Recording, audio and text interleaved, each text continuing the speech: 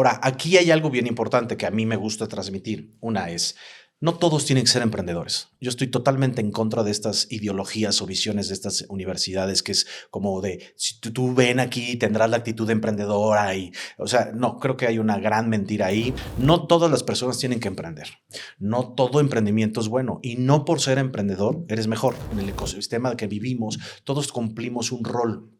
Y ese rol es el necesario para todos. No podemos coexistir sin uno en el otro. No, sí intenten meterle coco, sí denle un poco de tiempo a la estrategia, a la conceptualización, a la visión, a la ejecución. No solo abran, perdón, la cajuela de su coche y empiecen a vender burritos, por favor. Bienvenidos a su podcast Cambiando el tema por Capital Político. El día de hoy tendremos un invitado del cual ha tenido una trayectoria de emprendimiento y empresarial realmente sorprendente. Su nombre es Héctor Javib y nos platicará trayectos de su vida, de sus emprendimientos, de sus negocios y nos compartirá su experiencia a lo largo de esta travesía de negocios en México. Mi nombre es Carlos Sandoval y esto es Cambiando el tema por Capital Político. ¿Alguna vez te has preguntado qué hay detrás de las decisiones políticas que impactan nuestra vida diaria? Soy Carlos Sandoval, empresario, consultor político y servidor público. Quiero invitarte a que me acompañes a descubrir la verdad detrás del poder, yendo más allá de los personajes para entender quién realmente son y así tomar decisiones más informadas. Vamos cambiando el tema por Capital Político. Y bueno, pues lo primero que me gustaría preguntarte es, ¿a qué edad hiciste tu primer proyecto de emprendimiento? Pues primero que nada, muchísimas gracias, Carlos, por haberme invitado. Gracias por la flor de lujo, ¿no? Al final siempre ha sido un placer para mí platicar contigo y tener charlas de todo lo que hemos podido platicar en estos años de amistad. Y pues sí, la verdad, el tema del emprendimiento es aparte que algo que nos apasiona, con que compartimos, es algo con lo que he coexistido toda mi vida, ¿no? Toda mi vida realmente adulta me he dedicado al tema de emprendimiento. Yo recuerdo que lo primero que emprendí de forma formal, porque ya sabes que todos tenemos la anécdota de niños de que vendíamos plumos a cualquier cosa así, que es una pequeña iniciativa a lo mejor de un tipo de perfil o de una tipo curiosidad que puede tener alguien en su vida. Fueron como a los 21, 22 años. Yo estaba en la universidad y me salí porque decidí abrir un restaurante de comida japonesa, ¿no? Algo que en ese momento sonaba súper divertido y súper atractivo.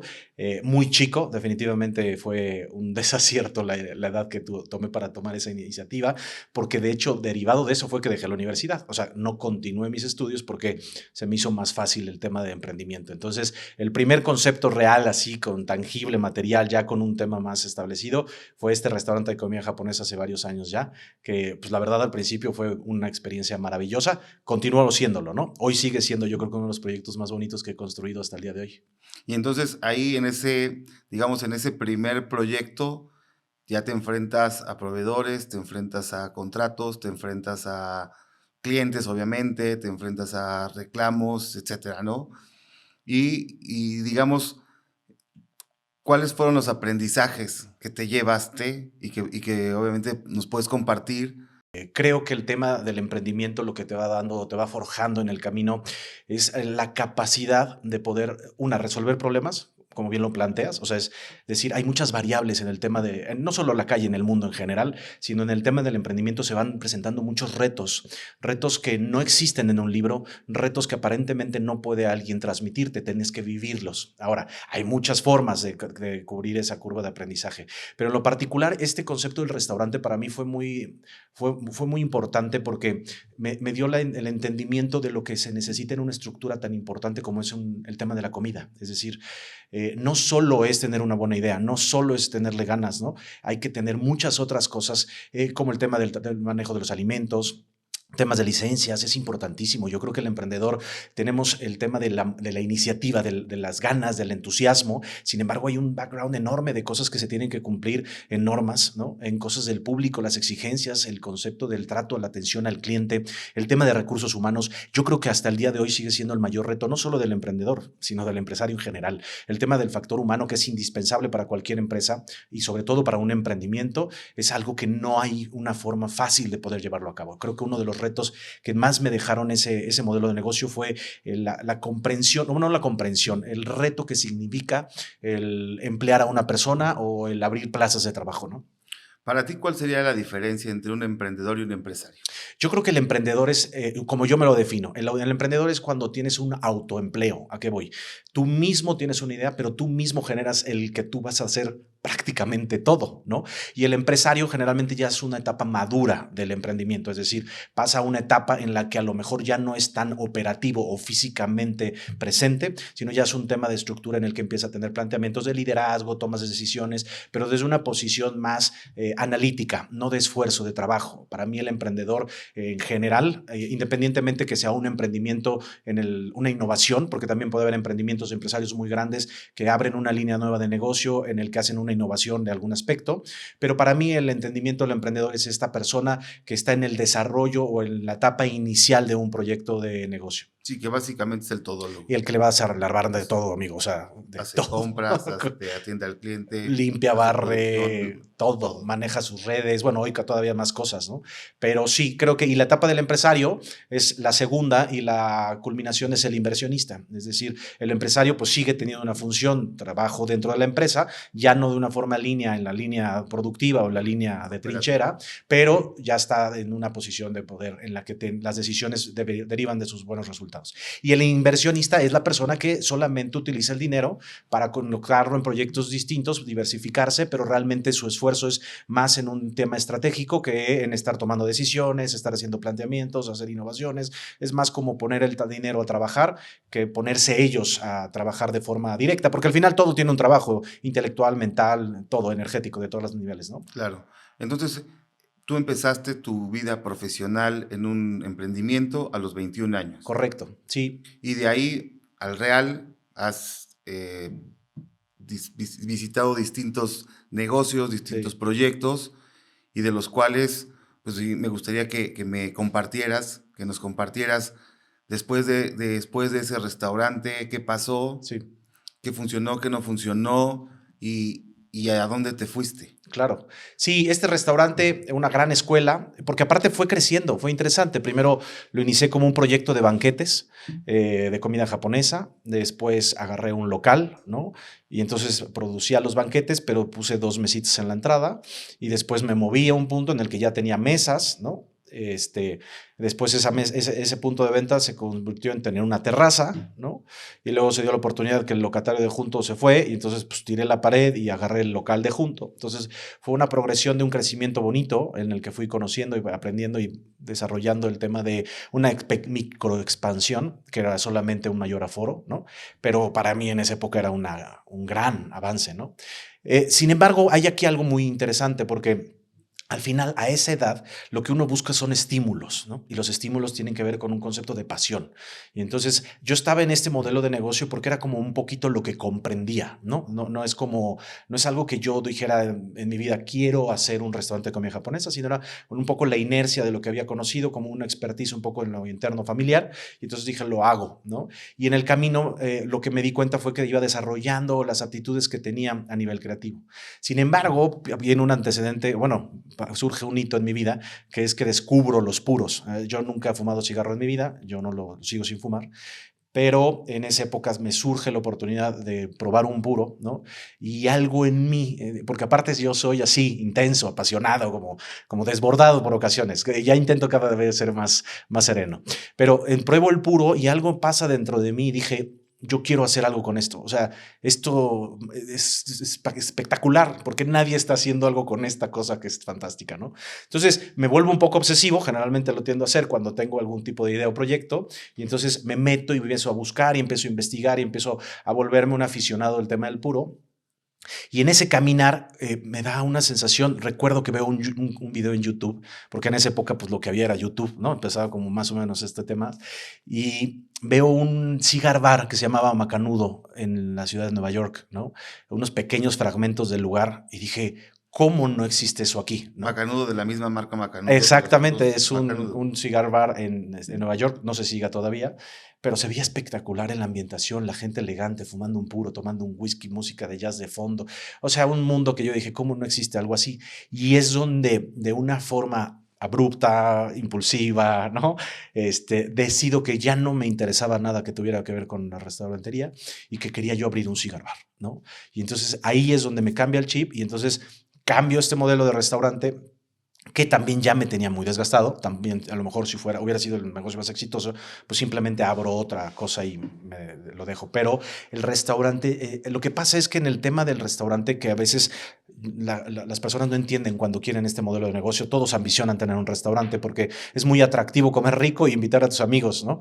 Pero todo lo que hay de trasfondo a nivel comida, a nivel logística, tiempos, procesos, mermas, es muy complejo. Entonces, para mí ya había llegado un punto en el restaurante que ya había un desgaste físico enorme porque me renunciaba el personal, no llegaba el personal a tiempo, tenían que hacer preproducciones. Entonces yo me metía a la cocina sin conocimiento alguno de cocina, medio aprendía lo que veía que estaban haciendo y entonces me metía a esa operación y quedé desgastado. Dije, yo esto no sirvo para cocinar, yo no me metí a esto, ¿no? Yo me imaginé como emprendedor pues diciendo, hola, buenas tardes, bienvenido, siéntese, y paseando por las mesas, no, picando cebolla y aventando mantequilla en la plancha y cosas así.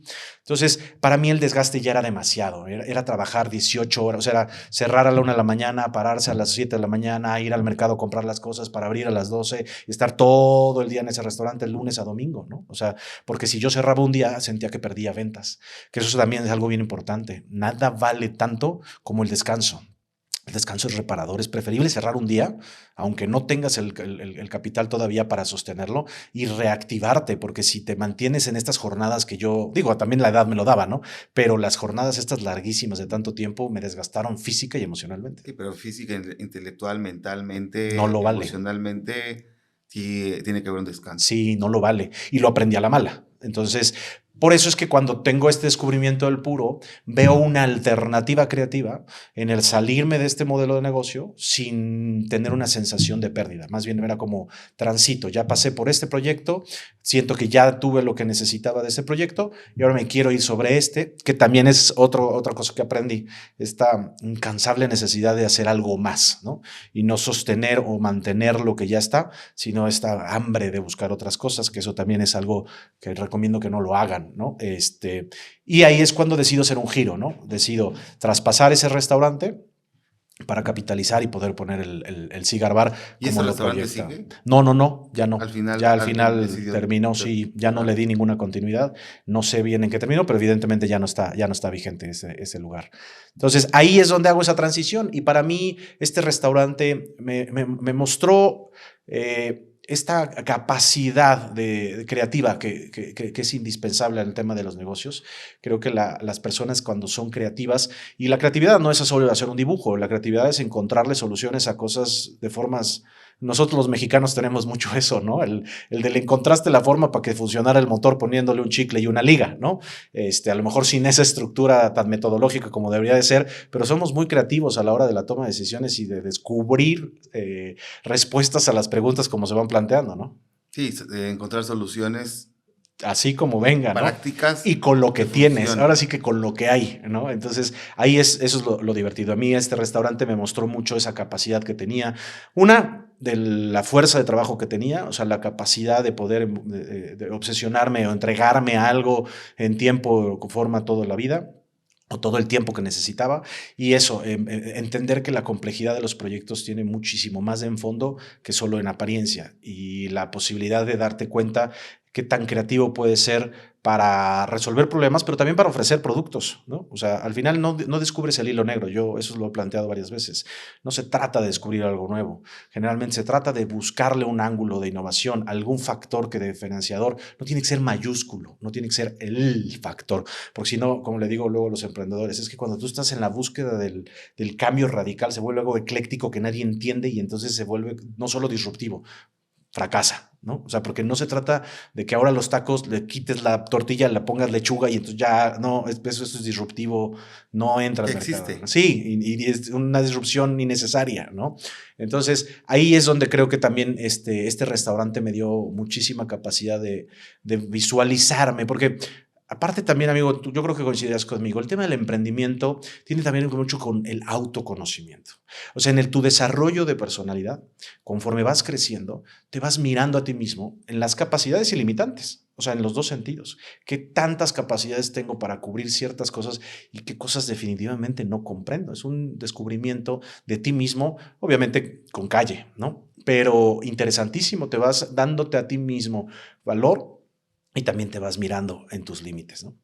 Claro que a partir de ahí se puede dirigir el tipo de emprendimiento, porque al final, aunque tú seas dentista, Exacto. pues debes tener la capacidad de poder operar las herramientas, tener buen pulso, tener buena visión, porque vas a hacer intervenciones Sí. en espacios limitados, etcétera.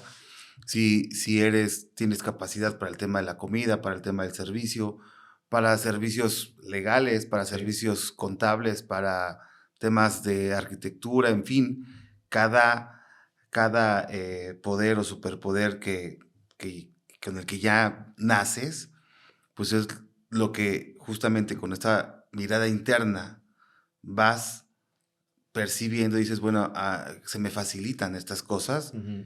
Y dos, creo que es algo muy importante que te guste lo que haces. Indispensable. Que te guste, que no, o sea, al final es trabajo, pero si no te gusta, pesa al doble. Totalmente. Ahora, aquí hay algo bien importante que a mí me gusta transmitir. Una es, no todos tienen que ser emprendedores. Yo estoy totalmente en contra de estas ideologías o visiones de estas universidades que es como de, si tú ven aquí tendrás la actitud emprendedora y, o sea, no, creo que hay una gran mentira ahí de un sistema de creencias aspiracional totalmente absurdo que ha creado mucho más caos que beneficios. No todas las personas tienen que emprender. No todo emprendimiento es bueno y no por ser emprendedor eres mejor. Es decir, no es mejor el empresario que el CEO ni que el contador. Es decir, son roles distintos en el ecosistema comercial, ¿no? En el ecosistema que vivimos, todos cumplimos un rol. Y ese rol es el necesario para todos. No podemos coexistir sin uno en el otro. Y aquí es algo importante, porque en esa autorreflexión también tienes que entender dónde te sientes mejor. Si te sientes mejor en el nivel de riesgo que conlleva emprender, o te sientes mejor en la certidumbre de que tu trabajo va a tener resultados, es decir, empleándote en un lugar. Ahí es indispensable ese autoconocimiento y no dejarte guiar por las presiones colectivas, sino por lo que a ti te hace más lógica, ¿no? O sea, pero qué duro es ser naranja y querer ser limón. Exactamente. Sí, o sea, correcto. Porque al final dices, pues es que yo quiero ser limón y pues sí, pero Pero pues sí, no eres tan ácido, sí, ¿no? O sea, estás más dulcecito. Y está bien. Por eso te digo que es muy duro que estén planteando constante, o sea, y líderes de opinión y emprende y no trabajes para las ideas de otro, trabaja para las... Es que eso son mentiras. Sé tu propio jefe. Es que eso es, perdón, tonterías, son falacias que construyen frustración en la gente. Hay personas que son súper eficientes llevando a cabo trabajos y tareas específicas y que estas grandes empresas que empezaron en un emprendimiento no podrían sostenerse sin esas personas. Aquí hay algo importante que alguna vez escuché, no me acuerdo quién, que decía, es que una empresa tiene que trabajar contigo, sin ti y a pesar de ti. ¿Qué quiere decir? Va a llegar un punto que como emprendedor o empresario estorbes a tu negocio, porque ya traes ideas viejas, porque ya estás ensimismado, por cualquier cosa. Y el que tú tengas la humildad y la capacidad de absorber talento externo, a que inyecte nuevas ideas, metodologías, talentos, diferencias, va a hacer que tu empresa crezca. Entonces, el emprendedor, su capacidad es la resiliencia de soportar esas tormentas en la ambición de construir un proyecto, pero también tiene que tener la capacidad de humildad de entender que hay momentos en los que se tiene que despegar del proyecto, hacerse a un lado y que gente con talento, trayectoria, que no se dedicó a emprender, sino se dedicó a estudiar, porque un emprendedor o emprende o se capacita. O se especializa sí, en ciertas entonces cosas. Va a necesitar de los talentos, por eso es indispensable que la gente también ocupe sus talentos en profesionalizarse, llevar a cabo una profesión, no necesariamente emprender. Y hay muchos tipos de emprendimiento, como bien dices, un profesionista que abre su consultorio o su despacho, pues es un emprendedor. Con otros factores, porque hay un tema, aquí la diferenciación es cuando das un servicio, que al final la inversión eres tú, no tienes que hacer una transacción comercial para ofrecer el producto, a diferencia de otros como lo comercial, los servicios en los que tienes que comprar alguna mercancía para venderla, ¿no? Los costos y los esfuerzos son distintos, pero sin embargo los dos son emprendimientos, ¿no? Desde mi punto de vista. Claro, bueno, y entonces traspasas el restaurante Transiciono. de comida japonesa y abres un cigar bar. Abro un cigar bar. Bien. Y eso es Imagínate abrir un cigar bar y nunca haber pisado un cigar bar, ¿no? O sea, Es inventar. es inventar. El humidor, a ver, el walking humidor. Nunca en mi vida me había metido un walking humidor y diseñé un walking humidor. O sea, a lo que voy es, ahí es donde te digo de la creatividad, ¿no? O sea, sin haber ido ni haber tocado ningún espacio físico más que los videitos, ¿no? En el que yo pudiera tener algún tipo de conocimiento para poder llevar a cabo eso, lo hice. Y lo hice desde el empuje, desde la pasión, ¿no? Desde la decisión que mi corazón, ¿no? Que también aquí hay algo importante. No toda corazonada debe llevarse a cabo. No estoy diciendo que ese emprendimiento ha sido malo, sino me refiero a no toda corazonada debe llevarse a cabo y no toda pasión es un negocio, ¿no? Ahí después lo platicaremos. Pero me lleva a abrir este cigar bar que se llamaba Suceso. Y recuerdo que el humidor era la cosa más hechiza, o sea, era chata, porque yo había entendido que se usaba cedro, entonces era, pues, ¿qué me va a alcanzar para poner cedro? Pues, ¿cómo se llama? Chapa de cedro, y luego, ¿de dónde voy a sacar la humedad, no? Y entonces compré una cosa como de bebés, como un humidificador de bebés para que aventara el humito de la humedad, pero pues se veía feo, entonces mandé a hacer una caja con hoyos encima, las repisas, pues medio como le entendía, una caja de puros, es decir, una dinámica muy de emprendedor, muy austera. Yo pintaba el local, nos poníamos a talachar para el anuncio, así de darle a las mesas, estarles cortando el pedacito. O sea, un tema de una gran pasión, ¿no? Una gran intención de sacar adelante el proyecto sin conocimiento alguno de lo que era cómo conservar un puro, que era un puro, nada del tema del puro, ¿no? Entonces, otra gran escuela, ¿no? Otra gran escuela en la que aprendí muchísimas cosas, me llevó a lugares espectaculares. Creo que el primero fue el proyecto que más, creo que más ambicioso creativamente era. Tenía muchísimo diseño, muchísimas cosas nuevas, cosas que pero el Cigar Bar para mí fue la escuela, o sea, lo que me formó en mi vida, ¿no? Sí, porque al fin hablar del mundo de puros es hablar del mundo del lujo. Del lujo, totalmente, del high-end, del cual yo no participaba, ¿no? Es decir, mis papás no fumaban cigarro ni puro, ni tomaban whisky, no toman alcohol. O sea, es decir, yo me metí a un mundo del que no pertenecía, al que no entendía y al que solo veía en videos de YouTube, ¿no? Pero al final creo que hay algo que también ya se tiene, ¿no? Sí, o sea, sí, con sí, lo claro. que uno que ya trae, y ahí... ¿Qué es lo que te gusta? ¿Qué es lo que te atrae? ¿Qué es lo que te llama la atención? Por la razón que quieras. Okay, así Porque es. al final de cuentas llegas a este mundo y empiezas a ver la película y dices, bueno, pues prefiero el azul sobre el verde, porque Correcto. quién sabe, pero me gusta más el color azul. Así es. Sí, totalmente. Sin una explicación clara. ¿Por qué? Pues porque eso me gusta. De acuerdo. Porque eso prefiero, porque eso me atrae. Y está padrísimo decir, bueno, pues sobre eso entonces voy a caminar. Claro que te tuviste que preparar, Sí. tuviste que conocer pues todas las gamas de puros, de países, Sí. de vitolas, medidas, en fin, ¿no? Bueno. Ahí dices algo que también se me hace bien relevante. Una cosa es que como emprendedor no tengas el tiempo para especializarte, estudiar una maestría o un doctorado, lo que sea.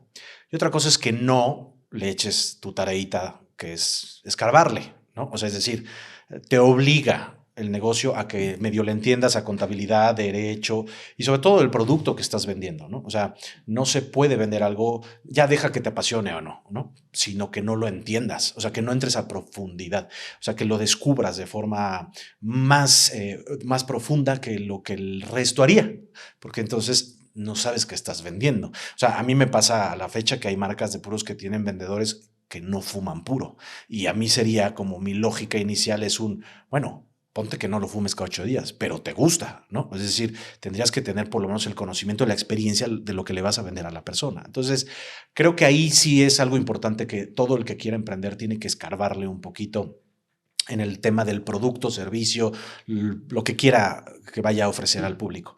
Para mí, el tema del puro inició como una pasión, la transformé en un negocio y en el punto del negocio que me senté y me hice la interrogativa de lo que dices, oye, ¿y yo con qué autoridad moral le voy a vender algo a alguien? O sea, va a llegar y me va a decir que puro es el mejor, pues el que a mí me gusta, ¿no? Porque no tengo ni idea. Y ahí entonces yo entré en una reflexión. Dije, no puedo hacer esto. Y ahí es cuando entonces entro al tema de la somelería, ¿no? O sea, me llega por algunas, ya ni me acuerdo cómo es que me llega la publicidad de diplomado, máster en vinos, sommelier, ¿no? En una universidad en Puebla.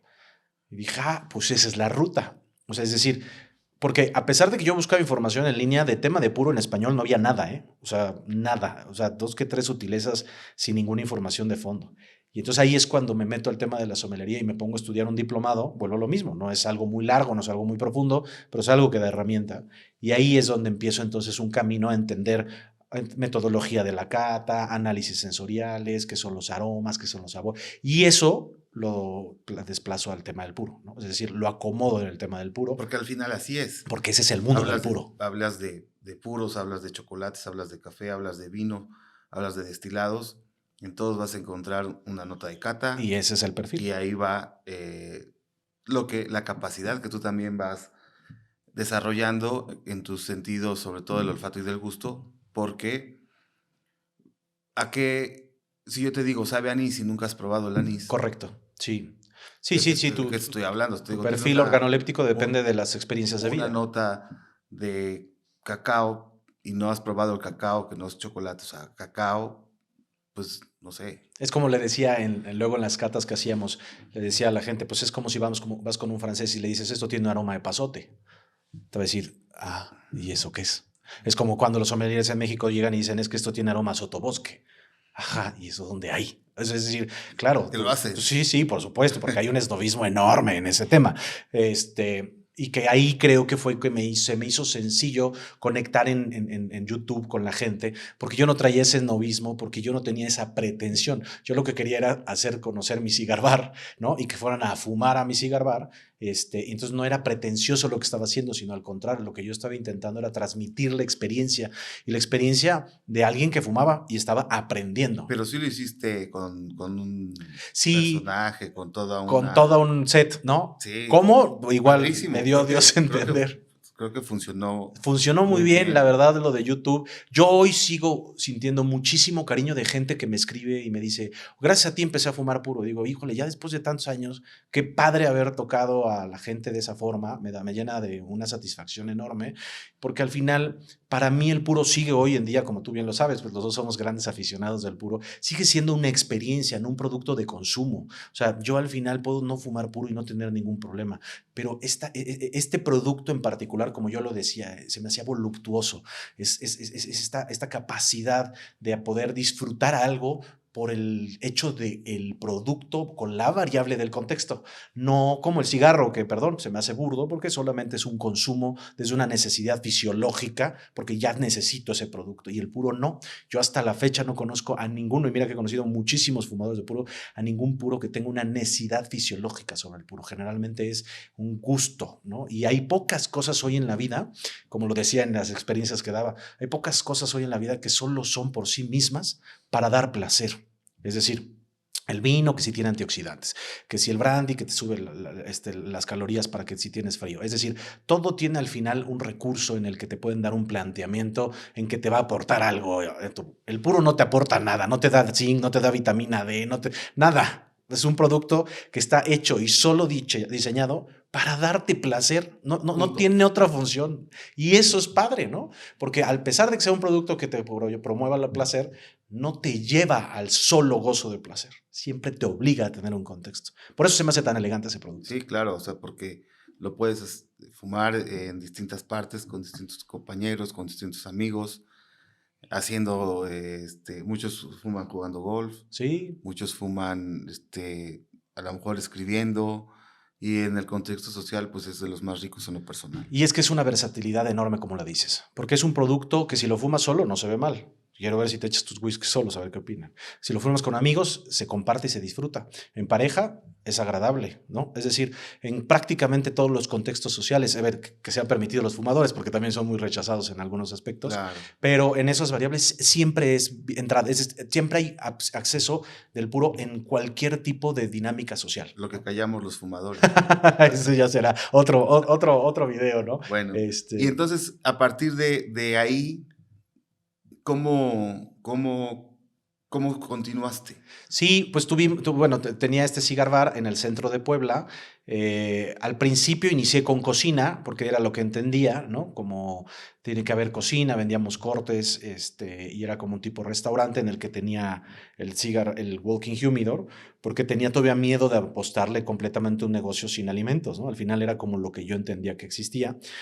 Pasó que llegó un carro, chocó, se metió al local, ¿no? En la madrugada, un borracho. Entonces cerré durante un tiempo muy prolongado. Eso me ahorcó financieramente muy fuerte. Era un proyecto pues, prácticamente que estaba iniciando. Entonces cuando vuelvo a abrir, pues lo que hago es dejar los locales que tenía la cocina y otro, o sea, como que me hago más chico y entonces coloco el proyecto de solo los puros, solo tragos y pues 2 que 3 charcuterías, ¿no? Cosas enlatadas que no tuvieran que tener una producción. Pues literal abro la lata, pongo en un plato, doy unas galletas y pues dale, ¿no? Y parece ser que eso era mucho más accesible que estar preparando cocina y todo, ¿no? Entonces, así empecé, al final iba arrancando en eso. Yo empiezo a tener acercamientos en México con habanos, porque al principio pues, solo vendía puros mexicanos, que era lo que yo conocía, ¿no? O sea, llegaba a escuchar de los habanos, pero no era como algo que accediéramos en Puebla, ¿no? Y con ese acercamiento en habanos, empiezo a vender los habanos, me topo con la falta de conocimiento del habano, ¿no? Por lo menos en Puebla, ¿no? La gente no entendía el habano y sobre todo su precio, ¿no? Sobre todo por el nivel de piratería que existe todavía hasta el día de hoy. Pero ya hay un poquito más de información, ya la gente ya entiende cuando algo es pirata, cuando algo no. En esa época no entendían si era pirata, no era, pues era de Veracruz, que no es lo mismo, ¿no? O sea, ahí dice Cuba. Entonces hay un shock y entonces en esa transición en México me buscan los mismos personas allá en México y me dicen, oye, nos encantó tu proyecto, o sea, nos encanta tu modelo de negocio, nos gustaría replicarlo aquí en la Ciudad de México. Y entonces, pues yo dije sí, porque tampoco es como que estuviera el proyecto así enorme y de avante. Entonces dije, aparte era como cercarme con la gente más importante e interesante del segmento, De la ¿no? industria, claro. Y irme a la ciudad más relevante en el tema de puro en México, ¿no?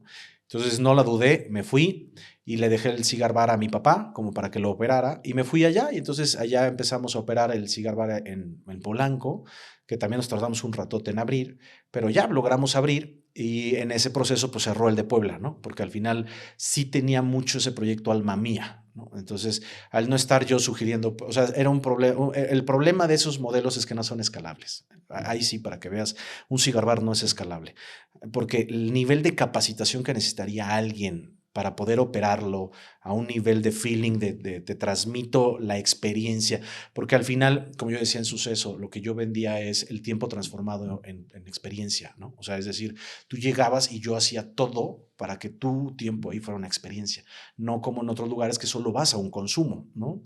Entonces, no era escalable. Entonces, ya en México fue que tuvimos la oportunidad de abrimos Polanco, nos fue bien, ¿no? Fue un buen proyecto y ya después me fui a abrir en Mercado Roma. Ese fue un proyecto hermosísimo. Y después decidí abrir una importadora de puros. O sea, es decir, mi proyección era copiar el modelo De los que ya estaban. de Andrés Lieberman, ¿no? Uh-huh. Que era para mí por lo menos el personaje más relevante, al que yo más admiraba y observaba cómo era la ruta de lo que hizo. Entonces mi intención era replicarlo. Digo, Lieberman nunca abrió un cigar bar, son tabaquerías. Pero esa era mi idea, ¿no? O sea, la idea era tener el punto de venta, después tener distribución, consolidar mis puntos de venta con mi distribución y ya no depender de los proveedores, ¿no? Y entonces ya poco a poco ir avanzando en ese tema y también yo ya leía que la experiencia del cigar bar iba a empezar a ser compleja, y limitante, ¿no? Entonces la idea también era mejor crear puntos de venta más pequeños, ¿no?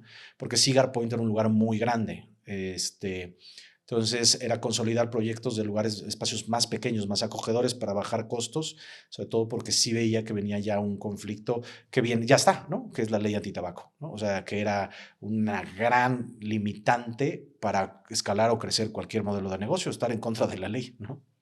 Claro. Entonces, llegas y se abren los dos cigar bars. Sí, en tiempos distintos. En tiempos distintos. Uh-huh. Polanco. Mercado Roma. Mercado Roma. ¿Y cuánto tiempo te llevó toda esta transición desde que estabas en Puebla hasta la importadora? Es una gran pregunta. No tendría mucha idea, pero ponte que empezara a los 23 en el Cigar Bar en Puebla, haya estado un año y medio, a los 25, 26 me haya ido, tirándole más a los 26 me haya ido a México, 25, 26. Y en México sí fue muy rápido todo. Ahí sí fue impresionante cómo las cosas se fueron acomodando. El primer proyecto de Polanco me dio mucha luz también al nivel empresarial, ¿no? Es decir, porque aprendí. México ha sido la mejor escuela que pude haber tenido en mi vida. Aprendí que las cosas no solo son con compromiso verbal, y es lo que también le digo mucho a los emprendedores, es no dejes las cosas en la buena fe, ¿no? Hay que asentarlas en papel, ¿no? Entonces mi experiencia en Polanco fue no se cumplieron los tratos por los que yo me moví, ¿no? Entonces en mi iniciativa y en mi actitud fue que me moví a abrir Cigar Point en Mercado Roma, en otro modelo con otras personas, porque fue como no se cumplen los acuerdos establecidos desde el inicio, y eso te da una escuela de entendimiento, ¿no? Ahí me habré tardado un año y medio en moverme de Polanco para Roma, y en Roma habré estado, antes de abrir la importadora, otro año y medio. Es decir, en un periodo de 4 años ya estaba con la importadora. La importadora fue un reto enorme, amigo. Fueron un año solo para tener la licencia de funcionamiento de Cofepris, porque como buen avientado que soy, yo me dije, pues yo le dije a estos socios, oye, pues yo abro una importadora, sí, órale, y ni tenían ni idea de por dónde iniciar. Entonces, cuando yo me voy y me paro Cofepris de quiero abrir una licencia para importar tabaco, ni Cofepris sabía. Me dijeron, no sé ni qué es eso. O sea, tenemos años. Entonces, en esta oficina nadie ha tramitado eso. Y ahí fue cuando entendí que había, no un monopolio, pero sí había un acaparamiento total del mercado. O sea, había 3 importadores. Y ya, para toda la República, yo decía, no, hombre, pues aquí está el negocio, ¿no? Evidentemente eso después trajo retos ya complejos porque, pues, ¿quién de los 3 va a querer ceder el cachito que le queda, ¿no? No, Entonces, sería peleárselo. exactamente, entonces se volvió después algo complejo. Pero, entonces, esa curva de aprendizaje de ir a Cofepris y que te pusieran planteamientos que no tenían idea, estar descubriendo y aprendiendo qué es el ISR, el IEVA, el IEPS, el impuesto sobre importación, manuales operativos, es que van a ir a revisar tu bodega y que porque si la lámpara no puede estar despegada del techo porque le da polvo y entonces tiene que estar dentro del techo. O sea, un aprendizaje constante diario de un esfuerzo enorme, muchísima frustración, pero logramos al final tener la licencia y logramos tener la mercancía en bodega, porque también al ingresar en aduana también era otro gran reto, ¿no? Entonces fue una curva interesantísima. Tuvimos la oportunidad de viajar a Nicaragua, a Honduras, para conocer algunas fábricas, o sea, es decir, fue una expertise enorme, muchísimo valor en el que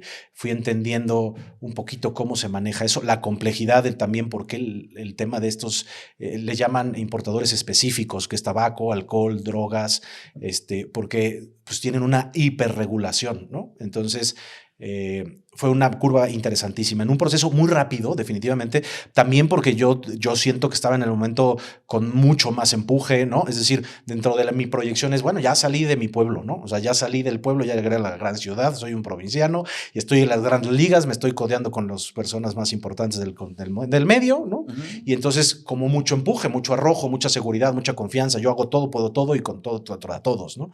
Entonces, yo creo que eso me facilitó el poder ir abriendo tantas ventanas tan rápido, ¿no? De una forma, de una inercia en la que, pues sí, te crees el rey del mundo y que te comes todo en un santiamén, ¿no?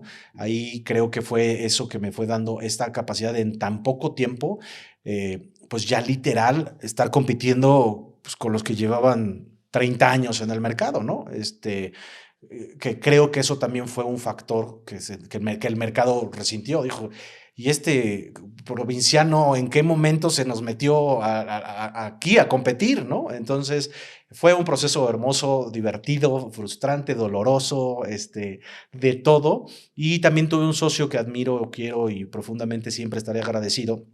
Es indispensable un emprendedor, se tiene que pegar a un tipo mentor, a algún tipo de guía, a alguien que le pueda dar cierta estructura. Ahí sí creo que es indispensable que la gente que nos llegue a escuchar entienda que sí necesita un modelo a seguir, evidentemente alineado a sus valores, no necesariamente tiene que ser un familiar, ¿no? No necesariamente tiene que estar ahí apadrinado, pero sí que pueda mirarlo, ¿no? Y a mí este socio, que siempre voy a estar agradecido con él, porque fue el que me sentó así de, bueno, te vas a sentar con mi contadora y te van a explicar qué es todo lo que tienes que hacer para la factura, que los cheques, bueno, y ahora te vas a sentar con mi equipo financiero para que te diga cómo hacer un estado de resultados, qué es lo que yo necesito de mi estado de resultados, cómo tienes que hacer el costeo. Entonces, ahora te vas a sentar con mi abogado para que entiendas que esto y esto. Entonces, es decir, él inteligentemente en una muy buena visión logró hacer que yo me echara una maestría en negocios, ¿no?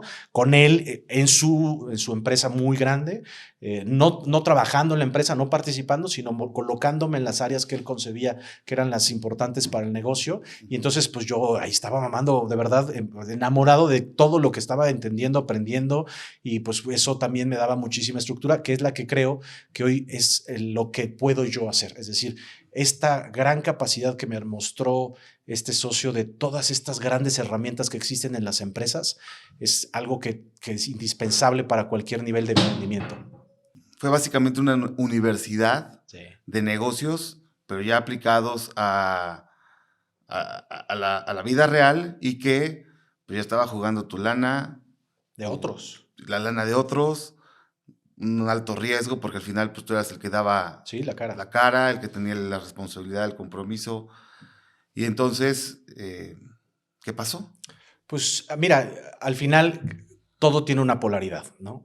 Es decir, el estar con gente tan relevante, que sigo yo admirándola a todos, a cada uno de los socios que tuve y de los personajes con los que me vi cercano, y muchos me ayudaron de muchas formas muy asertivas, me daban buenos tips, me veían como ese empuje.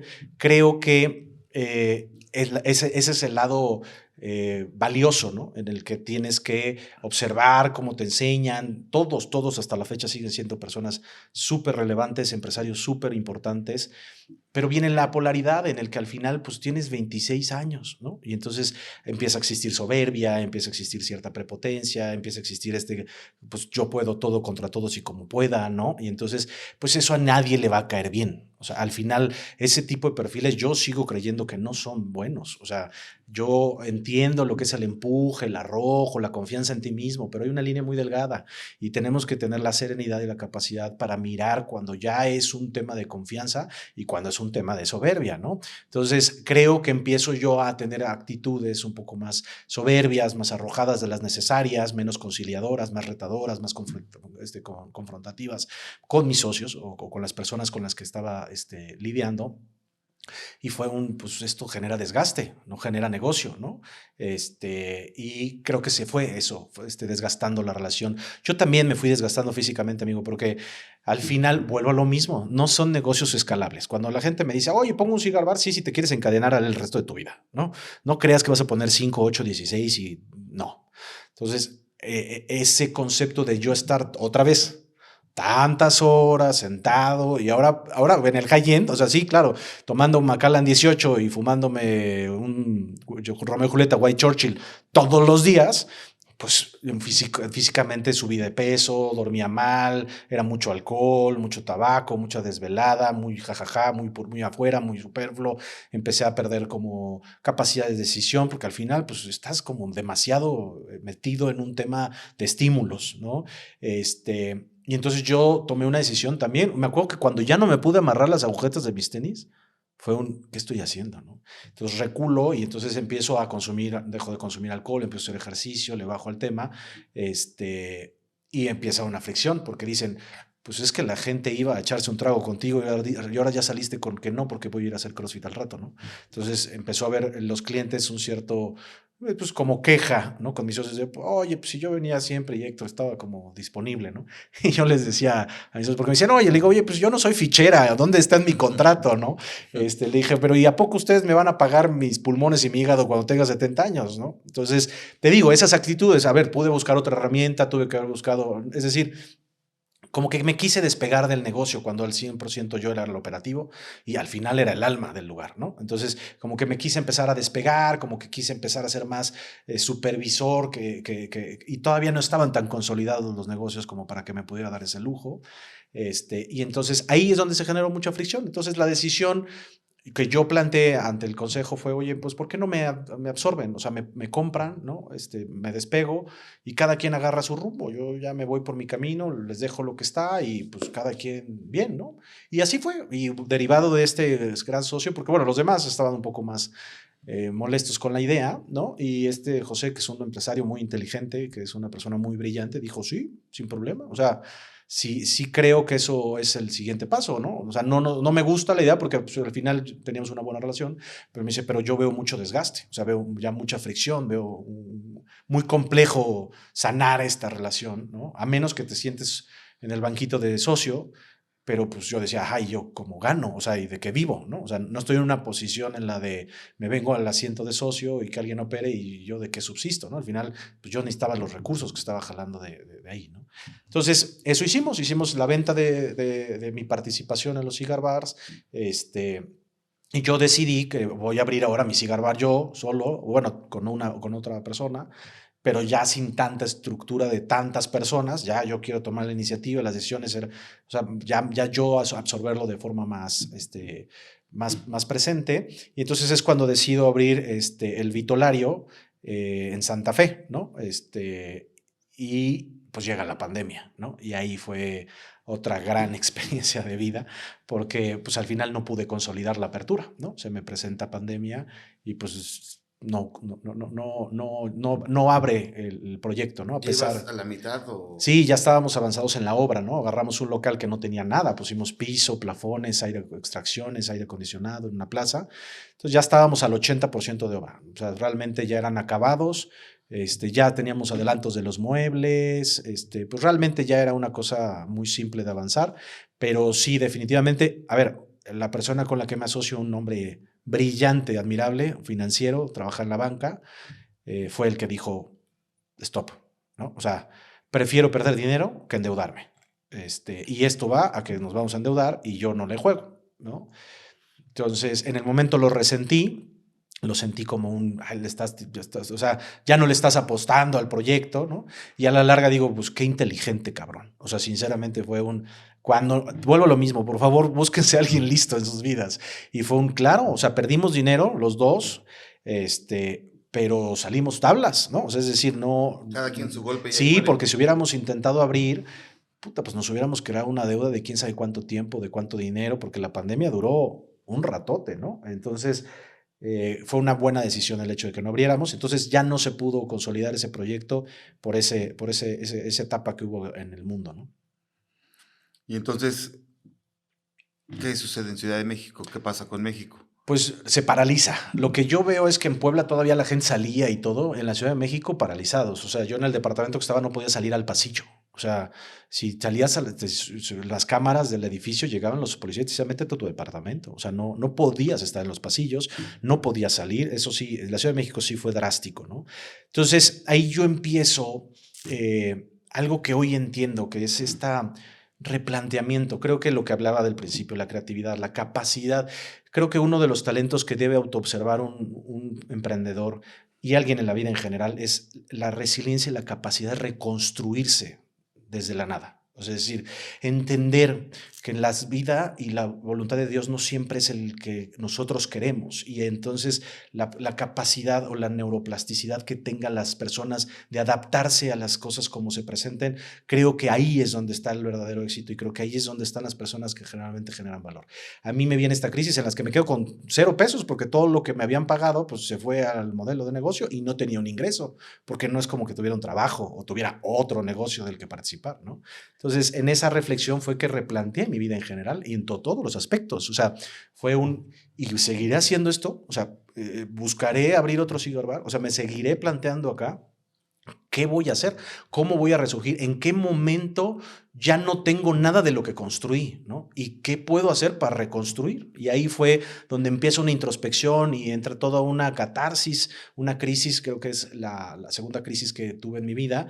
Y esa crisis, pues lo que me dio fue pues buscan otras oportunidades, ¿no? Empiezo a colaborar con marcas un poquito más en crear contenidos, me vuelvo embajador de una marca de puros que se llama Te Amo, entonces ya no era un planteamiento de vendo, sino más bien soy presencia, ¿no? Y con eso logro hacer unas pequeñas modificaciones, otra flor dominican, me empiezo a mover con la gente que ya conocía en mi red de conocidos, que me dieron un poco el sustento de la Ciudad de México, hasta que se volvió insostenible, ¿no? Es de, oye, pues ya no puedo seguir viviendo en este edificio, en este departamento, en esta zona de la ciudad, con estos tipos de costos fijos.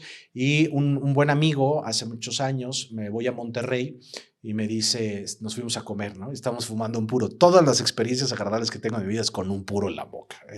Es mi catalizador. O sea, todas mis ideas se me han ocurrido fumándome un puro. Los mejores consejos que me ha dado en mi vida han sido con un puro. Por eso te digo que el puro y yo somos algo que nunca nos vamos a separar, ¿no? Entonces, aunque llegue viejito y no lo pueda fumar, lo voy a traer en la boca, ¿no? Y me dice este gran amigo, que ahorita es un hombre muy exitoso, me dijo, ¿qué le tienes que comprobar a quién? Regrésate a Puebla, apóyate de tu familia y tus amigos y deja de jugarle al chingón, ¿no? Y entonces cuando regreso a Monterrey me quedo pensando, dije, sí es cierto. O sea, ¿qué necesidad tengo de vivir aquí tan presionado, con tanta carencia, tan solo y tan aislado? Mejor me vuelvo a cubrir de lo esencial en mi vida, ¿no? Y ahí es cuando decido regresarme a Puebla a vivir, porque fue sí, me quiero volver a nutrir de lo que tengo, de lo valioso que siempre va a ser la familia, del acercamiento, de esa calidez, pues para replantear hacia dónde voy a ir y cómo voy a iniciar de nuevo, ¿no?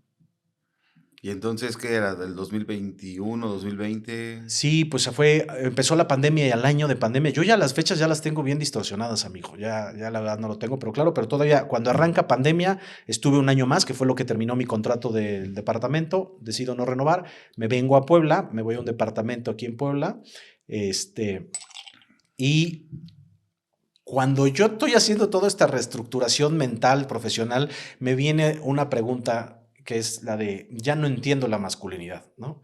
No entiendo qué es ser hombre, empiezo como a entrar como en una faceta de replantear todos los dogmas, ¿no? Entonces, se me ocurre con un amigo hablando, echándonos un purito, oye, ¿y si abrimos una revista en la que podamos hablar sobre la masculinidad, qué es la masculinidad, ¿no? Todo esto, o sea, porque ya había un reto existencial de si invito a la cuenta está bien o está mal, qué significa ser hombre, porque ya había un choque cultural entre el feminismo y las viejas ideas de la masculinidad. Entonces se me ocurre abrir un proyecto que se llamaba Revista Carácter, que la intención era hablarle a hombres desde un aspecto psicológico, emocional y existencial en relación a la masculinidad.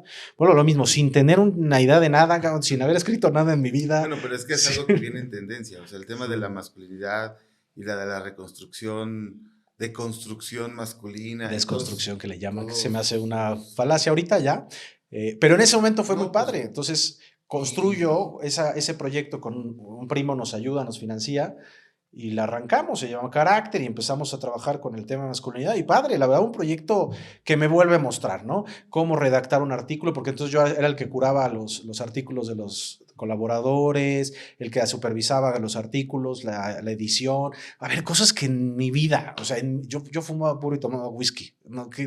Revista, ediciones, y un tema creativo espectacular, porque mi intención era tener una portada distinta, pero no una persona, sino una portada, o sea, que fuera hasta coleccionable, que dijeras, puta, me quedo con la pinche revista porque la portada está poca madre.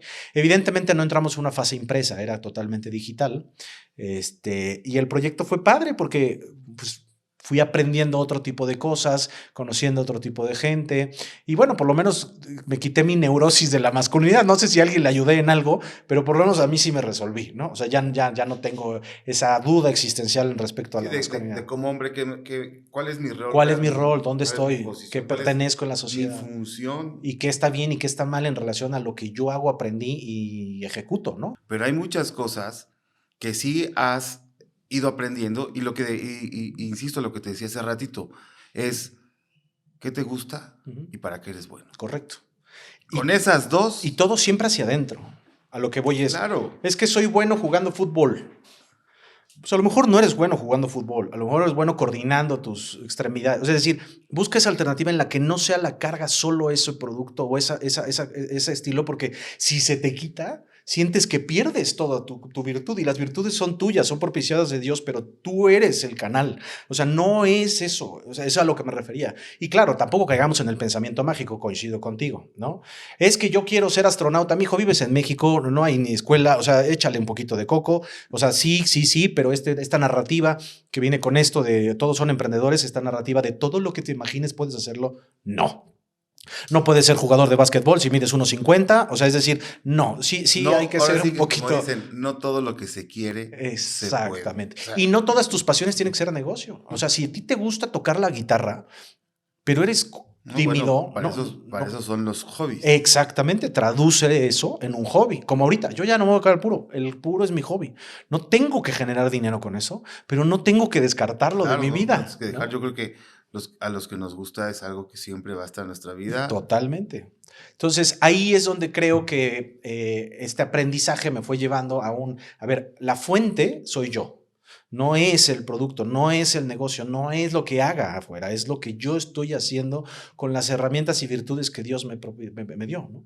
Entonces, la revista la implemento, me divierto, ¿no? Al final no fue el negocio del siglo, pero fue algo padre porque pude reconstruirme, observarme desde otro nivel de negocio, otro modelo de negocio, que nada de expertise, volvemos a lo mismo. Y obviamente tomé un diplomado que sí de redacción, o sea, es decir, vuelvo a lo mismo, capacítate con tus recursos, con tus tiempos, pero capacítate, o sea, profundiza, no solamente hagas una revistita, ¿no? Teníamos el consejo editorial, pasaba 3, 4 revisiones antes de que saliera la publicación para que me dieran, oye, sí, se entiende, no se entiende, aquí hay una falta de ortografía. Es decir, al final es tratar de hacer las cosas profesionales. Es cuando tú, y creo que eso es bien importante, amigo, también, y lo digo un poco ahorita en los videos que creo, tienes que construir algo que no se vea impulsivo, de estoy implementando así sobre la marcha y no tengo ni idea de lo que estoy haciendo. O sea, sí busquen la profesionalización en el aspecto de que las cosas que tú ofrezcas al público no sean humo, que sean cosas que realmente funcionen, necesiten, y que tú le hayas echado los kilitos o las ganitas para que puedas aportarle algo a esas personas, ¿no? No le jueguen ahora sí que al chingón de, ay, pues me lo hago a medias y a ver cómo surge y a ver cómo va saliendo sobre la marcha. No, sí intenten meterle coco, sí denle un poco de tiempo a la estrategia, a la conceptualización, a la visión, a la ejecución.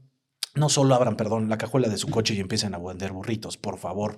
Entiendo que es un modelo de emprendimiento mexicano, entiendo que México tiene muchísimo de ese emprendimiento, que tienen un concepto de informalidad total, entiendo las razones de la informalidad, sé que no se dan se propician para que tú puedas emprender de una forma correcta. No estoy en contra del emprendimiento informal, lo que a mí me cuesta trabajo es que se quede en lo informal, que lo informal sea la alternativa cuando tú tengas, porque también, amigo, lo tenemos que decir, o sea, al final yo vivo en un privilegio, pertenezco a un privilegio que me daba la posibilidad de a lo mejor no irme sobre lo informal, ¿no? De poder tener la estructura educacional, familiar, de tratar de hacer las cosas de una forma un poquito más lineal. Eso lo tengo claro, ¿no? Entiendo que hay gente que no va a tener esas herramientas siempre y que las cosas se hacen con lo que se puede, pero sí te obliga a que en un periodo de tiempo, en cierto momento de tu negocio, pues le rasques, ¿no? O sea, que te metas un poquito a cómo vuelvo este carrito de burritos en un bonito negocio, aunque sean carritos y ya sean varios, pero que ya me formalice, tenga mejor de calidad, un tema sanitario más establecido, ¿no? O sea, es decir, echarle un poquito de ganas, no quedarse en lo superfluo. Como bien lo sabes tú y yo, cuando nos echamos un whisky y platicamos, es que es profundiza, hermano. O sea, a mí me encanta, y creo que soy chorero y por eso me llevo horas hablando, porque no me quedo en lo superficial, se me hace muy poco ambicioso el hecho de quedarse en lo banal. Éntrale hacia el fondo de las cosas, del por qué, del para qué, de tu propia existencia y qué estás haciendo. Es que mira, el paso 1 puede ser emprende, sí, pero el paso 2 es síguete preparando, el paso 3 es ensayo y error, prueba, mide, el paso 4 pues es ya estructúrate, estructúrate en una complejidad cada vez más bien hecha, porque es como un edificio, si tu estructura es endeble, pues no vas a poder construir muchos pisos, pero si es una estructura lo suficientemente robusta, pues le vas a poder hacer los y lo que dices es quieras. Oro, entonces, porque aparte eso es en tu vida. Claro. En una relación de pareja, si no le escarbas y metes cimientos, no se va a dar. En una familia, si no le escarbas, metes cimientos, no se va a consolidar. Es decir, eso no debería Claro. ser solo negocio. Que a diferencia de un negocio con tu familia o con una pareja, el negocio sí depende y el responsable eres 100%. 100% tú. Totalmente de acuerdo. Y en una familia, en una... Bueno, siempre somos codependientes de todos. sí, Porque hasta los empleados a un gran negocio pueden restarle. Y claro. los empleados a un negocio mediocre lo pueden resaltar. Sí. Es decir, el capital humano siempre está entre todos, ¿no? El capital humano, proveedores, acreedores, clientes, equipo y demás. Hasta competencia. Pero depende la responsabilidad de ti y la decisión es de ti. Totalmente Entonces, coincido. El liderazgo, ¿no? Que vas a tomar. Sí, y que también para eso, pues, ¿quién te enseña? Pues la vida. La vida. La vida, si tuviste un papá empresario o no. Correcto. Si tuviste un abuelo empresario o no, si tuviste un tío empresario o no, si tuviste un vecino empresario o no. Sí. Si lo viste en un video en YouTube de decir, mira, este modelo de negocio en mi ciudad no hay, pues voy a innovar y lo voy a hacer. Y ese video, en este sentido, pues te llevó a Ciudad de México, Sí. te sentó en la mesa de las grandes ligas con empresarios y tiradores, tiburones de verdad. Sí. Y que bueno, pues te trajiste a la escuela otra vez como si tú hubieras ido a Sí, sí, Boston sí, sí. a un diplomado, 3, 4 años, regresas a tu ciudad natal y dices, bueno, ¿ahora qué hago? Sí. ¿No? Entonces, ¿qué haces? Es muy interesante porque me acuerdo mucho que me decía la gente en Puebla, ¿y a qué te dedicas? ¿No? Y yo de repente decía, pues, ¿qué digo? ¿No? Pues a nada, ¿no? Porque te digo, hay un reestructuramiento de todo, ¿no? Y me acuerdo un buen amigo hoy, que también se volvió mi socio, me dice un día, oye, Héctor, ¿por qué no te inventas algo así como sencillón, como que no sea tan complejo? Porque empecé a desarrollar un proyecto de un wine bar, ¿no? O sea, dije, voy a desplazar lo que aprendí en los puros en el vino, ¿no? Pero es un proyecto hiper ambicioso. Y entonces este amigo me decía, ¿por qué no te inventas algo más sencillo, más noble? ¿No? Y digo, ok. Y entonces me prendo un puro, me voy a una cafetería, me sirvo mi café, me prendo mi puro. Y a ver, ahí es una virtud de Dios, me empiezan a venir ideas. Entonces empiezo a construir un speakeasy, ¿no? Entonces, a ver, ¿cómo se va a llamar? Y para mí siempre es bien importante lo conceptual y lo narrativo. Eso es muy personal, ¿no? Hay emprendedores y empresarios que son más técnicos, más frívolos, no le importa que la marca se llame sushi, ¿no? O sea, no, y son exitosos. En mi estilo, me encanta que el nombre tenga concepto, haya narrativa, o sea, haya un universo alrededor de ese negocio, ¿sí? Cuando te pregunten por qué se llama, cómo se llama, tengas toda una narrativa y experiencia. Yo coincido contigo. Entonces, a mí, en mi estilo, soy así. Entonces, empiezo a construir que el speakeasy, empiezo a construir, a terminar de moldear el wine bar y tengo un primo que me dice, a mí me encanta el tema de los botaneros. Y yo me acordaba que en la universidad iba a los botaneros. No soy el gran fan porque yo venía de un nivel o de un concepto de high-end, ¿no? Y el botanero, no hay forma que haya high-end, ¿no? Entonces construyo un modelo de negocio que era un botanero, ¿no? Que al final siempre le tuve que poner el toquecito pues gourmet, porque para mí no podía existir un botanero que no tuviera ese sello que a mí me gusta, que las cosas tengan un propósito por arribita de lo normal, ¿no? Y entonces construyo esto y logro consolidar el proyecto, o sea, se abre este negocio que es un botanero, el botanero con un nivel, no ambición a nivel lugar, sino al nivel conceptual, ¿no? Creo que lo que decía, ¿no? A ver, no es como que me inventé o que fue algo demasiado elaborado, pero yo lo que estaba pretendiendo era hacer un poquito una aportación mayor a lo existente en temas de botaneros, ¿no? Sobre todo en el menú y en la experiencia. Porque hubo un tiempo en el que yo operaba para Cuervo, ¿no? Es una empresa de tequilas. Entonces me llevó a viajar por todo el país. Y empecé a ver diferentes lugares como centros de consumo que hacían, que no hacían.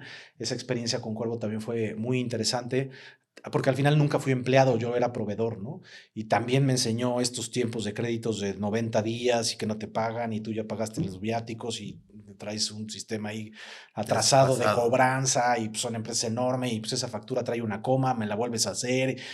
Una complejidad corporativa que yo ahí sí para que veas, o sea, porque con los otros eran mis socios, ¿no? Y aquí era mi cliente, es un monstruo transnacional que todos son procesos, protocolos, metodologías, hablas con 36 personas, todo es un no de entrada, ¿no? O sea, complejísimo. Pero ahí fue donde en este expertise en el que la República, a ver, creo que ha sido, y yo digo, ese trabajo fue el más divertido, también si hubiera tenido 25 años, ¿no? Ya me agarró más canoso y entonces ya me cansaba de repente estar de miércoles a domingo tomando tequila, ¿no? Aunque fueran los mejores restaurantes, entonces llega un punto en que decía, ya me dio sueño, ya me cansé, me quiero ir a mi cama, ¿no? O sea, fue muy desgastante, hermoso, porque comí cosas deliciosas, conocí lugares espectaculares, conocí mucha gente muy bonita, y probé productos deliciosos, ¿no? Pero entonces de ahí me surgió esta idea del botanero a nivel no conceptual, sino a lo mejor un poquito como el layout, o sea, cómo se tenía que desarrollar. Y entonces, de la mano de mi pareja en ese momento, empiezo a desarrollar este proyecto, empiezo a rebotar la idea y me tardé un rato en redactar todo, o sea, desde el menú, desde la estrategia de precios, todo, ¿no? O sea, la colorimetría, ¿qué quería decir la colorimetría? Tener, pues, todo lo que llevaba para mí el que un botanero fuera un lugar no solo de comer barato, ¿no? Sino que fuera un poco más agradable de lo que yo había vivido en Puebla, por lo menos en el benchmarking que hice de ir a los botaneros, porque también fui a botaneros de la Ciudad de México, pero es otro universo. Y fue que lanzamos este botanero, ¿no? Y pues le echamos todos los kilos del mundo, una experiencia enriquecedora, pero de lo más agotador que he vivido en mi vida. O sea, no es nada simple. Mi ingenuidad de, ay, ponemos algo chafita y rápido y con eso nos vamos tranquilos. No, una complejidad enorme operativa, una complejidad de mercado muy elevada, ¿no? O sea, muchísimas variables. No había forma que yo eso lo descubriera sin ejecutarlo, ¿no?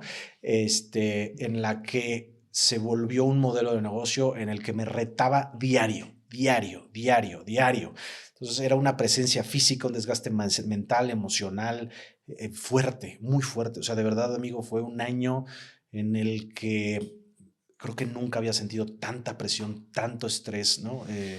Tanto conflicto por resolver, ¿no? Al final, eso siempre te forja. Creo que, como dice Carl Jung, las personas no crecen en el placer, generalmente crecen en el sufrimiento. Soy confiado de eso. Creo que Dios forja las personalidades en los momentos más caóticos de la vida, y las personas muestran realmente de lo que están hechas en los momentos de mayor incertidumbre, de mayor reto y en la que parece ser que todo está en tu contra. Y ahí puede ser que tengas la iniciativa de caer y morir, o tener la idea de resurgir, replantear, remover, y al final el moverse, al ser no árbol, te da la capacidad o la intención, ¿no? Porque al final eso es una intención personal. No quiero decir por eso, porque también puedes tener la prudencia de decir, ya no más, emprendo una vez, no funcionó y me regreso a lo que a mí corresponde. O sea, no quiero vender la falsa idea de sí, échale muchas ganas y siempre va a salir. No, estoy hablando de un caso particular. Yo creo que eso es una personalidad. O sea, las personas que tengan la intención de que los retos de la vida, por muy complejos o por muy oscuros que se presenten, siempre son una oportunidad en la que te puedas mirar a ti, vuelvo a lo mismo, a ti mismo, desde otro ángulo, con otras herramientas y con la intención de poder provocar algo distinto en ti y en consecuencia en los demás. Por eso creo que ahí es cuando, y me acuerdo hace muchos años, cuando tenía el restaurante, conocí a un empresario que ahorita me acordé, y que era como estos que les llaman empresarios ángeles, ¿no? Como que te acercan. Y una vez no me dio dinero, pero estaba conmigo. Ni me acuerdo el nombre. Consejos de administración. Sí, como es que yo entré a una incubadora de negocios y ahí me acercaron, otra gran maravilla de experiencia, y me acercaron a este empresario. Como que al principio le iba a entrar dinero, al final ya no entró, pero me daba sus consejos. Al final es un personaje que no me acuerdo su nombre. Si alguna vez se acuerda de mí, espero que no se sienta ofendido, pero marcó mucho mi vida, ¿no? Y él me dijo una vez y entiendo que era un empresario muy grande, ¿no? Hubo dos empresarios, este señor y otro, y este señor me decía, es que yo, cuando he tenido los momentos más duros de mi vida, yo me encomendaba a Dios y le decía, Dios, te dejo en mis manos el conflicto, ayúdame a resolverlo. Y decía, y las cosas se daban. Y yo a esa edad decía, ay, Dios mío, pensamiento mágico, ¿no? O sea, ay, ¿por qué todos dicen lo mismo y yo no le veo ahí, ¿no? Era en esa época, yo tenía 21, 22 años, ¿no? Hoy lo entiendo con claridad, hoy percibo a lo que se refiere, ¿no? Entonces, aquí en las crisis, en las profundas, en las que la pérdida parece más que la ganancia de lo que pudiste haber tenido en la vida, es cuando los elementos como Dios o lo que tú creas, ¿no? Al final no es una narrativa de un dogma, sino es de esta experiencia de entender que las cosas tienen que darse por una razón y que no todo siempre depende de ti, amigo. Creo que ahí también, ahí en la mochila de la resiliencia, no es ser el robot o el Schwarzenegger de yo puedo con todo y atravieso paredes como si fuera Terminator. O el necio. Exactamente, es entender que hay cosas que no dependen de ti y hay cosas que no van a salir por mucho que le eches ganas. Y ahí también te quitas una gran mochila de culpa y de responsabilidad. Y eso te alienta a volverlo a intentar, porque entonces no eres ni el fracasado ni el don pendejo, ¿no? Porque al final hay cosas que no dependen de ti. Obvio, hay que hacerse responsables. O sea, es una autocrítica, o sea, tienes que ir a una introspección. Yo por eso he hablado desde el principio, esto es un autodescubrimiento. El emprendimiento y los negocios es a ti mismo te conoces, como en relaciones de parejas, como si tuvieras un trabajo, es decir, en todos los ámbitos de la vida. Yo estamos hablando ahorita de emprendimiento, pero es un autoconocimiento, tienes que hacer una introspección, es obligatorio. No puedo entender a un empresario o un emprendedor sin reflexión, sin momentos de soledad en los que integre toda la información que se le está viniendo del entorno y la lleve a un puerto de análisis y reflexión, responsabilidad sobre sus errores y sobre las cosas que no dependen de él, ¿no? Y en la polaridad, sus aciertos y las facultades que no son de sus talentos, sino también son de una divinidad. Es decir, en sus dualidades, pero en esa capacidad de entender que las virtudes que tengas, bendito seas, los defectos que tengas, trabájalos, pero también hay cosas que no dependen de ti y hay cosas que solo dependen de ti. Apenas ayer me dijeron una frase que me encantó que decía, Dios todo lo que tú no puedes, Él lo puede, pero no te exime de las cosas que te tocan a ti hacer.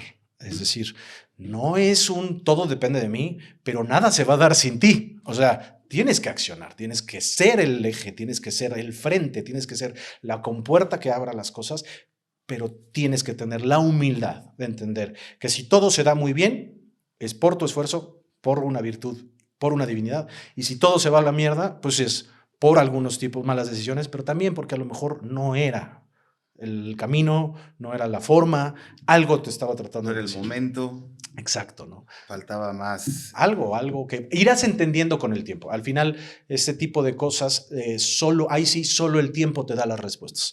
En el momento de la tormenta, en el momento en que todo sigue granizando y estás inundado en tu casa, que necesitas sobrevivir, sacar el agua de esa, volver a secar y reconstruirte, y después entenderás por dónde se filtró, ¿no?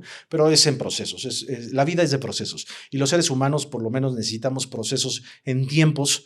Yo soy muy metido en la reflexión y la introspección, a veces por eso me vuelvo un poco hasta solitario, ¿no?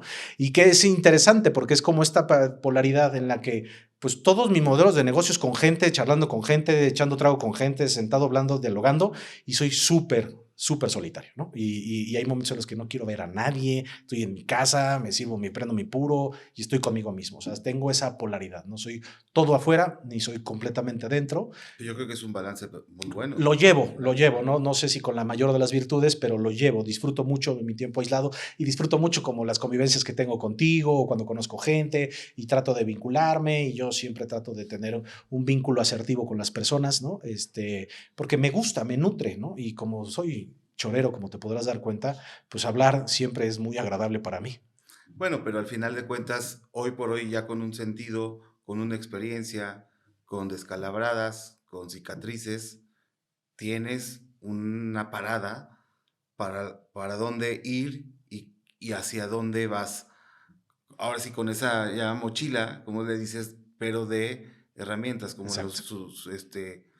como en los videojuegos que traes la pistola y traes el kit spray, el kit y cambias y la bala. O sea, al final son herramientas. Sí, vas mejorando tu avatar, ¿no? Exactamente, que te sirven para poder hacer cosas nuevas, hacer cosas más grandes, que pues lo único que te llevas en esta vida es la experiencia. Totalmente. Nada más. Sí. De todo. Total. Y ahí hay algo que una vez dije apenas. Dije, bueno, podrá ser que en mi vida no logre lo que yo quiera. Siempre existe la posibilidad. También que haga todo lo que yo quiera. pero lo único que sí tengo claro es que no me quedé con el hubiera. El 90% de las ideas que he tenido en mi mente las he materializado, ¿no? Unas a mejores, otras a niveles proporcionales distintos. Y no voy a parar. Es decir, todavía tengo un camino enorme para seguir ejecutando las ideas como se me vayan presentando. Y eso sí es algo que le invitaría a la gente a que haga. En lugar de quedarse con la idea, que haga que pase. Es decir, no solo que se quede en el pensamiento, sino que intente ejecutarlo. Si tú pudieras definir un proceso de emprendimiento en pasos, o sea, si yo te digo, oye, ¿sabes qué? Quiero emprender, pero pues tengo en mente una florería, quiero asociarme a abrir un pádel, igual y algo de servicios o de alimentos, y en una charla de amigos, ¿qué me dirías? Me encanta tu pregunta, se me hace súper interesante. Sí, y mira que me ha pasado. Es decir, oye, una vez me dijeron, quiero abrir un botanero que sea autolavado, barbería y vender artículos de quién sabe qué madre. Le dije, perfecto. Y masajes. Ajá. Digo, no, perfecto, ¿no? O sea, sobre un centro comercial. Digo, no, a ver, está perfecto. Tienes iniciativa, tienes ganas, ya tienes una idea. Necesitas aterrizar, especializar. ¿A qué voy? Es un embudo, ¿no? Esto es un embudo en el que tienes que ir filtrando. Tienes 36 ideas, está perfecto. Qué bueno que tengas 36 ideas. Empecemos con tu background, ¿no? ¿Qué has hecho? ¿Qué sabes hacer? ¿No? Es que yo soy muy bueno tocando la flauta. Entonces, ¿qué vas a hacer vendiendo barbacoa? O sea, entonces, primero, y tiene que ver con un tema más como de, no coaching, pero como un tema de ir acercando la idea aterrizando hacia sus talentos, que seguramente las personas que tienen tan amplia cantidad de ideas es porque tienen un poco de descubrimiento de sí mismos. Es decir, generalmente la gente que tiene mucha conciencia de sí es más concreta, o sea, trae ideas más hacia una unidad, ¿no? Entonces, cuando se encuentran muchas unidades a nivel pensativo, lo que yo hago es primero empezar a hacerle ver a la persona qué es lo que ha hecho, en qué se ha desenvuelto bien y sobre todo que disfruta, lo que decías tú hace rato, ¿no? Entonces el que mucho abarca, poco aprieta, ¿no? Y entonces es empezar a hacer un embudo en el que la persona empieza a darse cuenta a sí misma de dónde está colocada a nivel, una, inversión, dos, capacidades y tres, lo que dices, que disfruta, ¿no? O sea, porque tú quieres poner esquites porque crees que son negocio, sí, pero no comes esquites, no. No te gusta. No le juegues, ¿ok?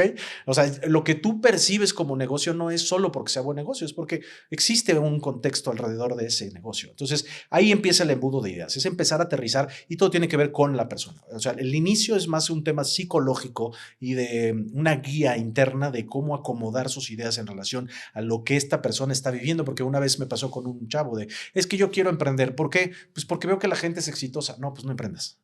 O sea, no es un tema aspiracional de quiero ser empresario, porque no vas a llegar.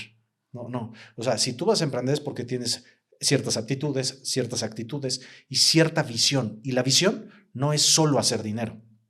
Es indispensable hacer dinero en un negocio, pero si solo te vas por la proyección estatus que te provee, no te va a ir bien, ¿no? Es más, yo te diría que si tú quieres emprender es porque ya emprendiste. Seguramente. No le preguntas a nadie. A nadie, ¿no? Entonces, agarras y aunque sea... te avientas a vender papitas en la escuela, lo que quieras. Claro que después de una, dos o tres veces y tienes aprendizajes, tienes errores, caídas y buenas y malas, ya las siguientes veces sí puedes tomar más referencia externa con personas que también ya han caminado, que también ya les pasó lo mismo, que tienen otras herramientas y que te pueden decir, oye, pues mira, para darle vuelta a un círculo y salga perfecto, mira, aquí está un aparatito y se llama compás. Correcto. Y con eso te sale bien. Sí. Entonces, por ejemplo, si una persona ya está en el camino y ahí va, tú podrías decirle, oye, aquí tienes un área de oportunidad, claro. Aquí tienes... Eso también que dices es importantísimo, o en mi experiencia. Nada es una garantía, porque luego me dicen, ¿y cómo me lo garantizas? No, pues hermano, no hay forma. O sea, ni garantizada tienes la vida, ¿no? O sea, yo que voy a venir a darte garantías, eso es vender humo. Pero lo que sí hay es disminución de riesgos. Es decir, Cuando tú tienes diferentes áreas cubiertas de los aspectos que un negocio o emprendimiento tiene, tienes una mayor probabilidad que ante las crisis, esas crisis retumben por completo y tiren tu proyecto, ¿no? Y ahí es donde creo que es la humildad del emprendedor de entender que él tiene una buena idea y tiene un buen talento, pero no necesariamente tiene toda la estructura que conlleva a que ese emprendimiento pueda sostenerse sobre el tiempo, ¿no? Y que la curva de aprendizaje, que es lo más costoso, ¿qué te vende la franquicia, amigo? La curva de aprendizaje. O sea, la franquicia te vende el yo ya la cagué, yo ya viví, yo ya lo aprendí, te lo vendo, ¿no? Pero te lo venden mucho dinero. Entonces, lo que se busca con los emprendedores es a darle un poco la estructura. Y como les digo, a ver, en el nivel consultor, lo que tú haces es darte las herramientas para que las ejecutes, no dependas de mí, no soy el que te va a estar resolviendo los problemas cada vez que tengas un problema, pero te doy ciertas herramientas que no tendrías por qué saber. O sea, tampoco es como que se nace con información, ¿no? Y si tú te estás en un área específica, pues seguramente las otras áreas no las vas a comprender a la totalidad. Entonces es dar las herramientas a niveles financieros, ¿no? Costeos, puntos de equilibrio, proyecciones financieras, cómo hacer un pequeño estado de resultados, margen de utilidad, cómo establecer precio público. Todas esas cosas son importantes. No es nada más vendo el elote igual que el otro güey porque pues la verdad no entiendo ni cuánto me costó, ¿no? Eso te va a funcionar un ratito, pero cuando tú tengas la capacidad o la necesidad de crecer, lo vas a necesitar. El concepto legal, como le digo ahorita a una clienta, a ver, a lo mejor no quieres en este momento formalizar, pero necesito que ya tengas todos los pasos y requerimientos, porque a la hora de que quieras escalar, te das cuenta que no puedes cubrir ninguna de los conceptos legales, se para tu emprendimiento, ¿eh? O sea, ya paró. O sea, si no puedes cumplir los requisitos mínimos legales para poder tener un negocio que vaya creciendo, vas a reventar, no lo vas a tener que quedarte en esa esquina sin poder avanzar. Entonces, tienes que contemplar lo legal, tienes que contemplar lo financiero, tienes que contemplar lo de mercadotecnia. Mucha gente como que también dice, bueno, pues subo 2 que 3 cosas a Instagram y ya la armé. No, o sea, tienes que hacer toda una estrategia. Pero para hacer estrategia necesitas tener concepto, porque si no, no tienes ni idea. Si no tienes claro de tu buyer persona, si no tienes idea a quién le estás hablando, qué es lo que estás ofreciendo, como les digo en los videos.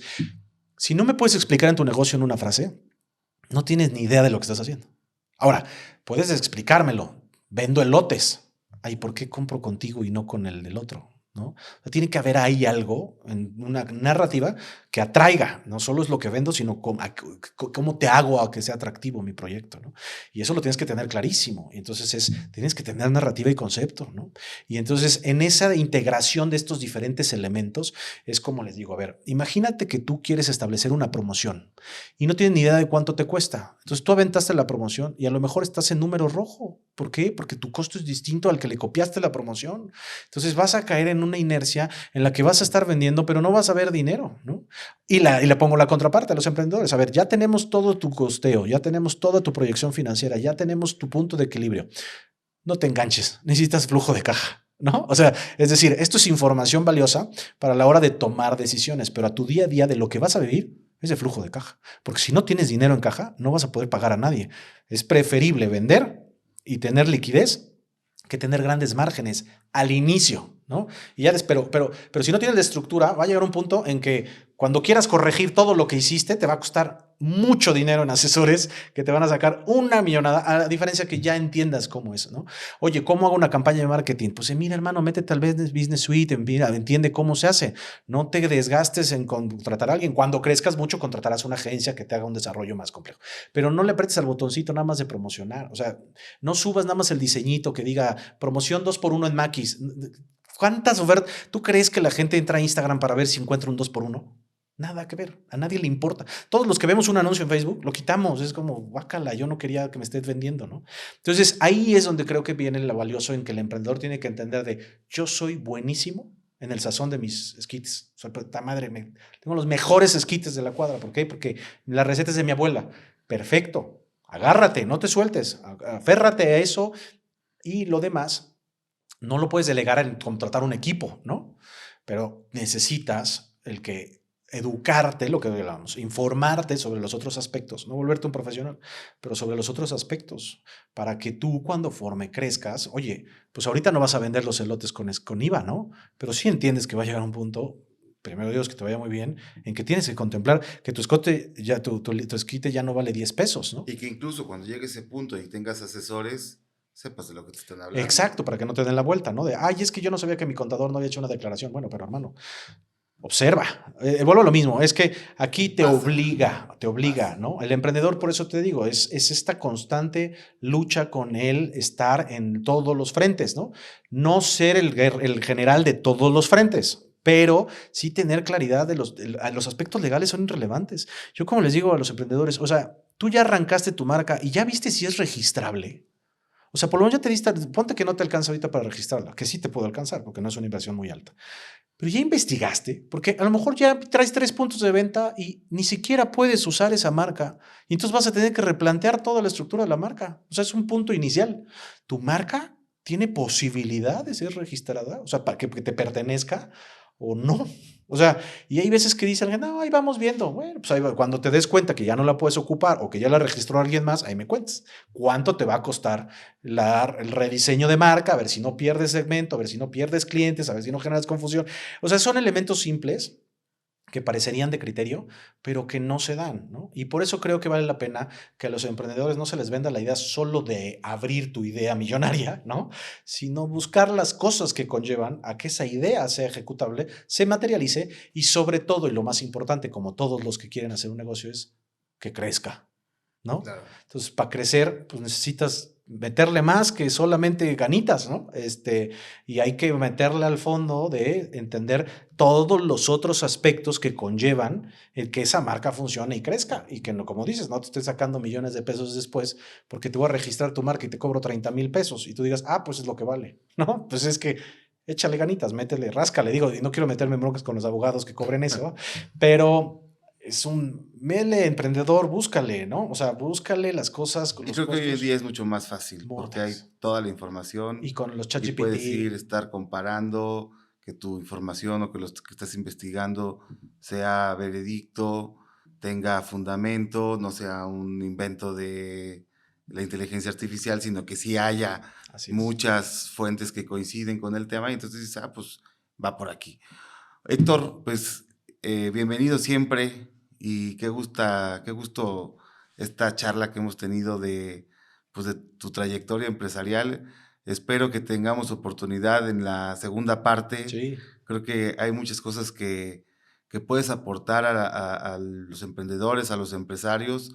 Eres una persona joven que ya ha caminado por el desierto y ya ha caminado por la jungla y por la playa y por muchos lugares en donde pues en cada uno de esos lugares pues siempre aprendes cosas y algo importante en esta vida es poder transmitir ese conocimiento que tienes en la palma de tu mano y que está fácil que alguien lo pueda recibir y no sea tan teórico, no sea tan complejo, no sea tan rebuscado, sino práctico, con experiencia y que bueno, pues te digo, bienvenido siempre aquí a Capital Político, es tu casa, cambiando el tema y te espero pues pronto. Yo feliz, de verdad, Carlos, como siempre es un placer, sobre todo charlar contigo, compartir mesa y que me hayas invitado es un privilegio para mí. Y bueno, lo que yo quiero que la gente entienda es que si ya lo pensó, pues que haga que pase, no se quede solo en la idea, que la ejecute y bueno, lo que yo puedo ayudar es servir, yo agradecido con Dios de que me pueda usar de canal para ayudar a gente en lo que pueda y sobre todo en esto que se trata de emprendimiento y avanzar sus negocios, porque siempre van a ser un gran beneficio a la sociedad que la gente tenga negocio, es una aportación social, es importantísimo que la gente tenga un ingreso sólido, que pueda aportar empleos y que pueda crear esta cadena de valor que es este circulante de dinero que tanto necesitamos hoy en día en el país de una forma clara, una forma estructural y una forma formal, ¿no? Claro, estructurada y honesta. Bueno, pues gracias. A ti, querido amigo, muchas gracias.